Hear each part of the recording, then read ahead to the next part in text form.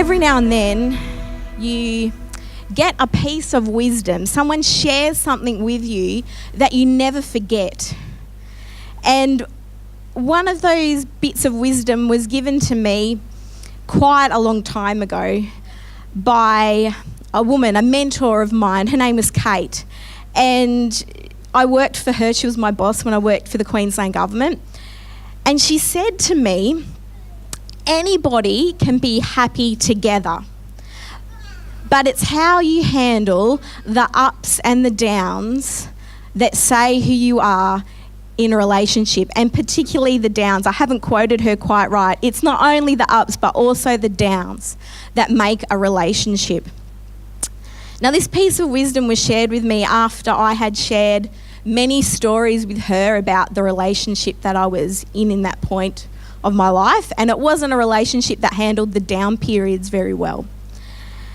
And so she said this to me, and it really rang true because of where I was at. And she was a great mentor, not just for my personal life, but also for my career. And she got me thinking at many times. And so the question I bring this morning is, how well do you handle the downs?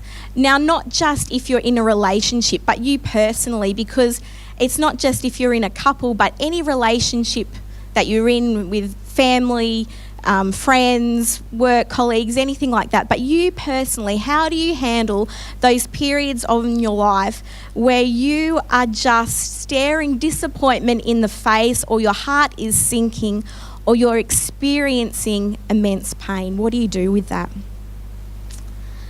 This past year, I've watched a number of my friends go through really difficult circumstances. Hard times, like a friend of mine lost their baby when they were only a day old. Another's friend's marriage broke down. Someone else got overlooked for a promotion at work, and that really impacted upon her. Another friend, mental illness was discovered. Struggling to balance work and family life. Another friend found themselves unemployed. And then there was another friend who struggled with their relationship with their church after they came out as being gay. And I look at my friends and see all the difficulties that they face and are facing, and they each handle it in many different ways. You know, there's some people that tell everybody everything. You know, they go through all the details on every social media platform they have. They're giving constant updates. Sometimes these are the people that you click unfollow. No, sometimes not. But, you know, like, you know the people, right? And if you don't know the people, maybe you're one. Then there's others that keep everything to themselves, like you wouldn't know what's going down in their life. And they smile, but behind that smile is pain. Then there's other people that get really cranky. And I had a friend that put it in this way: they would spray their emotions over everyone. And they're cranky and they're impacting everyone, and you sort of find yourself tiptoeing around them, and you don't know what's really going on, but there's obviously something happening. And then there's others that blame you. You know, they're sort of like, they're angry, they've projected it onto you, and you find yourself, under attack, and you don't know why. And there's many different other ways, or examples of ways that people deal with when they're going through pain. And each of my friends experienced something major. And this doesn't even touch on the little disappointments that we face, because we have disappointments that we face each day or week or month, and they're not necessarily major, but they still impact upon us. Because disappointment comes in all sizes. At any time, our hopes are not realised or our desires are not met, we can feel disappointed. And disappointment can be a passing emotion because it's a minor loss, or it can be something that can impact us for the rest of our lives. It can cast a shadow. So if you think back over your life, if you think back to when you were a little kid And if you made a list of all the disappointments that you could remember, because there's many that you couldn't, but if you could think back and go over time and write a list of everything that you found disappointing, the list would be huge. Now, if you hold on to those disappointments and you don't let the pain go, you can end up carrying quite a bit of baggage with you. Richard Rohr said this: "We all have pain. It's the human situation. We all carry it in a big black bag behind us, and it gets heavier as we get older by betrayals, rejections, disappointments, and wounds that are inflicted along the way. If we do not find some way to transform our pain, I can tell you with 100% certitude, we will transmit it to those around us." And he goes on to say this: "At the end of life, and probably early in life too, the question is, what do I do with this disappointment, with this sadness?" When I came across this, which was actually posted by my friend onto Facebook who had lost her baby, I thought, what do I do with my pain? Because she's handled her pain in an what seems to be an incredible way, because it's hard to really know from the outside looking in. But do I transform my pain, or do I transmit it?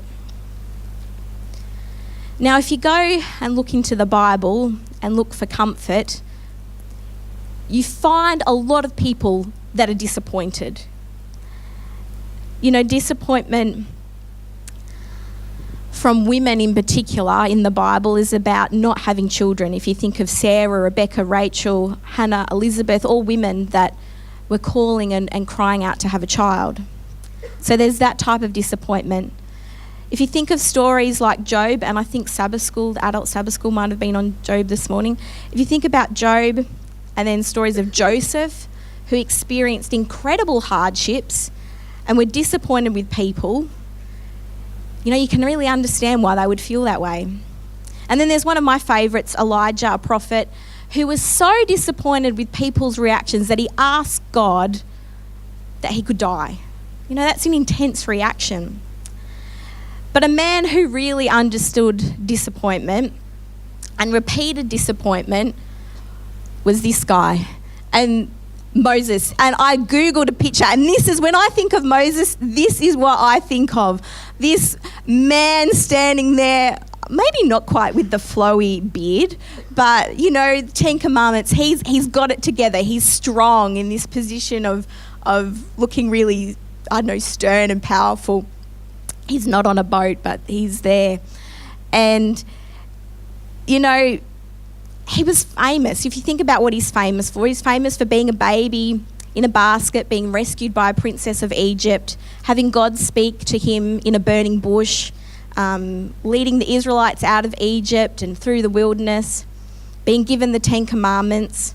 And so there's many amazing moments in this guy's life, but there's incredible down moments too. And in Acts chapter 2, we can read about Stephen. Now, this is a point in Stephen's life just before he is killed for his beliefs. And he's giving a testimony, basically, but he's going back through history and he's talking about faith. And so in Acts chapter 2, and in verses 23 to 25, Stephen says this: "One day, when Moses was 40 years old, he decided to visit his relatives, the people of Israel. He saw an Egyptian mistreating an Israelite.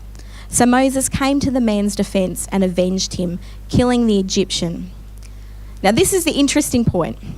Moses assumed his fellow Israelites would realize that God had sent him to rescue them, but they didn't.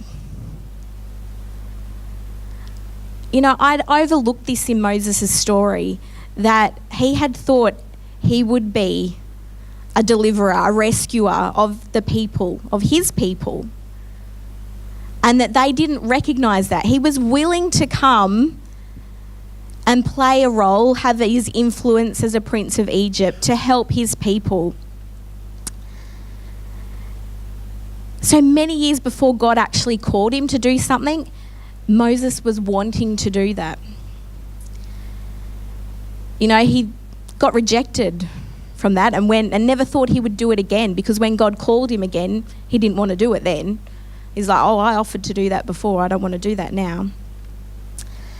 But Moses has two reasons to be disappointed. First, he was disappointed in people because his expectations were not met. He couldn't understand why they wouldn't understand what he wanted to do for them. He was probably also disappointed in himself. And then secondly, he was disappointed in his circumstances. After years of living a life of privilege and having a wonderful education in Egypt, I think he certainly would have never thought that he would be going to live in a desert or being a shepherd. When you have a certain picture of where your future's going, it would be really disappointing, and it is disappointing for that to change. And we can become disappointed for those two same reasons, in people and in circumstances that we find ourselves in. Now, the important thing I want to bring up about Moses is, if you read his story, and I encourage you to do that if you haven't looked at it ever before, or if you haven't looked at it for a while, look over what Moses does and who he is, because he actually goes to God and he says, particularly I'm thinking of when he was kept going to Pharaoh and trying to get the Israelites out of there. They were wanting to leave Egypt, and Pharaoh kept saying no. And he told all the Israelites, I've come here, God's going to rescue you. And they're like, well, why isn't he? And he went to God and he's like, God, why aren't you fulfilling your promises? What are you doing? I think sometimes we get scared to have these conversations with God, like he can't handle it if we expose our real emotions and our questions, but he can. Ultimately Moses saw God come through, but he wasn't afraid to talk about that with God, and I think it's important to do that. Words that often come out of our mouths when we're experiencing disappointment can be ones of complaint of what we're facing or what we've experienced. And Moses definitely dealt with a lot of complaining Israelites in his time. And I wonder how he did it sometimes. But I came across an article recently, and it was called How Complaining Rewires Your Brain for Negativity. And I thought this was really interesting. Please let me share some of the highlights with you. It said, research shows that most people complain once a minute during a typical conversation. That's a lot, isn't it? Once a minute. Then it went on to say, our brains love efficiency and they don't like to work harder than they have to. So when you repeat a behaviour such as complaining, your neurons branch out to each other to ease the flow of information. So this makes it much easier to repeat the behaviour in the future. So easy, in fact, that you might not even realise you're doing it. So their example was this: who'd want to build a temporary bridge every time you needed to cross a river? So it makes a whole lot more sense to construct a permanent bridge. So this is what they're saying happens in your brain. The neutrons grow closer to get together and the connections between them become more permanent. So repeated complaining requires your brain to make future complaining more likely. And over time, it's easier to be negative than it is to be positive, regardless of what's happening around you. Now, it went on to say that research from Stanford University found that complaining shrinks the hippocampus, so an area of the brain that's critical to problem solving and intelligent thought. So it actually made the statement that complaining can damage your brain. And it doesn't stop there. It said complaining leads your body into releasing the stress hormone cortisol, and cortisol shifts into makes you shift into either fight or flight mode. And so you get oxygen, blood and energy directed away from everything but the systems that are needed to help you survive. So it puts you in this intense state, and it goes on to talk about opening yourself up to more disease.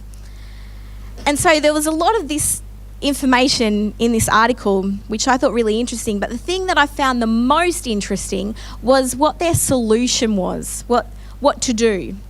And why I found it really interesting, because I came across this article as I had already been putting my notes together, and the solution was the same solution that the Bible gives and that I had in point 3, which is gratitude.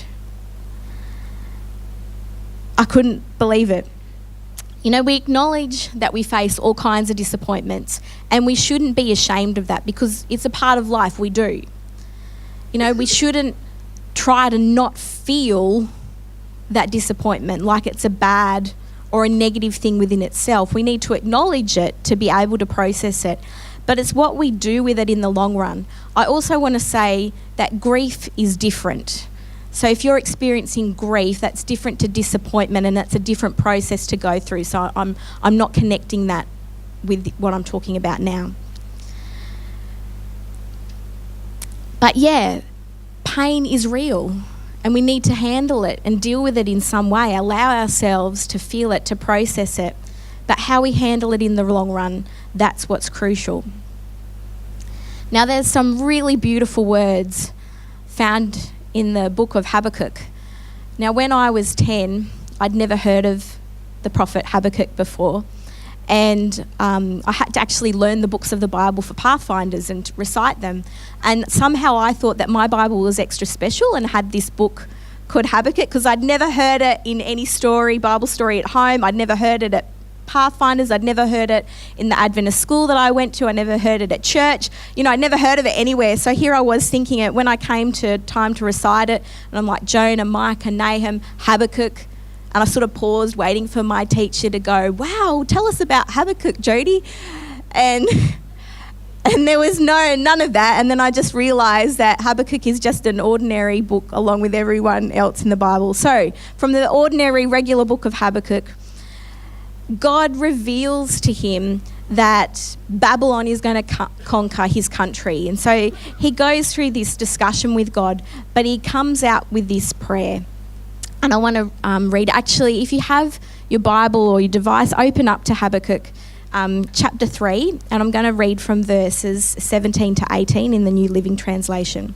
Even though the fig tree have no blossoms, and there are no grapes on the vines, even though the olive crop fails, and the fields lie empty and barren, even though the flocks die in the fields, and the cattle barns are empty, yet I will rejoice in the Lord. I will be joyful in the God of my salvation. So we're given this image of something a bit desolate. There's not blossoms where there should be. There's no fruit. There's no flocks. Everything's empty and barren in the circumstance that Habakkuk found himself in. Yet he was still saying, I will rejoice in the Lord, that he'll be joyful because of God. Habakkuk made the realization that no matter what happened in his circumstances, that he would still praise God. Nelson Mandela said after 27 years in prison, as I walked out of the door toward the gate that would lead to freedom, I knew if I didn't leave my bitterness and hatred behind, I'd still be in prison. And that's the catch. Nelson Mandela had a lot to be disappointed about, angry, intense emotions. You could put many different names on what he had the right to feel because of his experience. But he knew that if he didn't find a way to work through that bitterness and that hatred, that it would impact upon him more than anybody else. Disappointment within itself isn't bad, but it can be the first step in negative thinking. Disappointment can invade our spirit and bring us right down and fester into discouragement. And unchecked, discouragement becomes disillusionment. And then the wedge invades even more territory as it proceeds to depression, and ultimately it can end in feeling defeated. Taking time to contemplate what you're grateful for isn't merely the right thing to do. In that same article I mentioned before, it said that being grateful reduces cortisol by 23%. that research conducted at the University of California found that people who worked daily to cultivate an attitude of gratitude experienced improved mood and energy and substantially less anxiety due to lower cortisol levels. The wisdom of Moses and of Richard Rohr and of Nelson Mandela is this: they learnt how to transform their pain, their disappointments. I guess they learnt how to be thankful as well, no matter what they had experienced. They didn't continue to carry it in a big black bag behind them everywhere that they went. So lastly, I want to share with you some wisdom from Psalm 73. And if you haven't read Psalm 73, please do it this week, because I can't go into everything that's in there today, and it is so relevant, so very relevant for now. So Psalm 73, I'll start at verse 1. Truly God is good to Israel, to those whose hearts are pure. But as for me, I almost lost my footing. My feet were slipping as I was almost gone. For I envied the proud when I saw them prosper despite their wickedness. They seem to live such painless lives. Their bodies are so healthy and strong. They don't have troubles like other people. They're not plagued with problems like everyone else. They wear pride like a jeweled necklace and clothe themselves with cruelty. These fat cats have everything their hearts could ever wish for. But then down in verse 21 and to 26 it says, Then I realised that my heart was bitter and I was all torn up inside. I was so foolish and ignorant. I must have seemed like a senseless animal to you. Yet I still belong to you. You hold my right hand. You guide me with your counsel, leading me to a glorious destiny. Whom have I in heaven but you? I desire you more than anything on earth. My health may fail and my spirit may grow weak, but God remains the strength of my heart. He is mine forever. I feel like Psalms 73 goes on a journey. You know, it starts by contemplating injustice, the success of the wicked, and the troubles of the righteous. But focusing on these things can cause us to lose perspective. And the author realised that no matter how successful the wicked seemed to be, their destiny was eternal separation from God. And in contrast, he knew God and God knew him. The psalmist had learned that when you have nothing left but God, you realise that he is enough. Your questions will not all be answered. Your circumstances may not be improved.